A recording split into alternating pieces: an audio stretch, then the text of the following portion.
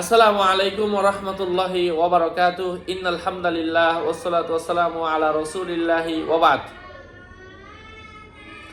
আজকে এই ভিডিওতে আলোচনা করব যেই ব্যক্তি চিকিৎসা করতে করতে নিরাশ হয়ে গিয়েছে, এখন আমার আর বেঁচে থাকার কোনো কায়দা নাই, তাদের জন্য আজকে একটা আমল বলে দিব ইনশাআল্লাহ। এই আমলটা কোনো ব্যক্তি যদি করে, আল্লাহ সুবহানাহু ওয়া তাআলা তার হায়াত যদি রেখে থাকেন সে বেঁচে থাকবে।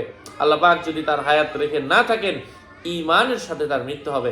কোরআনের এই আমলটা আজকে আমি আপনাদের সাথে শেয়ার করব ইনশাআল্লাহ। আলোচনা বুঝতে সাথেই থাকবেন। যারা এখনও চ্যানেলটি সাবস্ক্রাইব করেননি, সাবস্ক্রাইব করতে ভুলবেন না।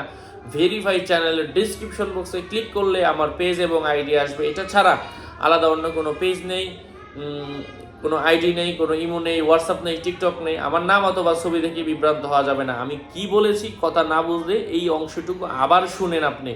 আমি কি বলেছি, ডিসক্রিপশন বক্সে ক্লিক করলে যেই পেজ এবং আইডি আসে ওইটা, এর বাইরে অন্য কোনো পেজ নেই এবং আইডি নেই। যাই হোক, যে ব্যক্তি চিকিৎসা করতে করতে জীবনের ব্যাপারে নিরাশ হয়ে গিয়েছে,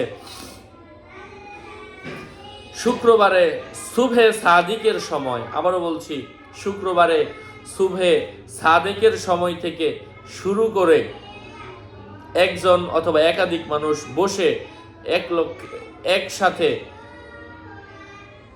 আপনি একটা খতম পড়ায়া দিবেন। খতমকে খতমে জালালি বলা হয়। ১৬ লক্ষ বার খতমে জালালি, ১৬ লক্ষ বার খতমের দোয়াটা পড়বেন, লা ইলাহা ইল্লা আনতা সুবহানাকা ইন্নী কুনতু মিনাজ জালিমিন। শুক্রবারে সুবহে সাদিকের সময় থেকে শুরু করতে হবে। সুবহে সাদিকের সময় থেকে এই খতমটা শুরু করতে হবে ইনশাআল্লাহ। আল্লাহ পাক আপনার মঙ্গল করেন। হায়াত যদি থেকে থাকে, ঈমানের সাথে যেন মৃত্যু হয়। হায়াত যদি থেকে থাকে, সে যেন বেঁচে থাকে, সুস্থতার সাথে বাঁচে। হায়াত যদি না থাকে, ঈমানের সাথে যেন তার খাতেমা বিল খায়ের হয়। যাই হোক, সকলের মঙ্গল কামনা করে এখানেই শেষ করছি। দেখা হবে অন্য কোনো ভিডিওতে। আসসালামু আলাইকুম ওয়া রাহমাতুল্লাহি ওয়া বারাকাতুহু।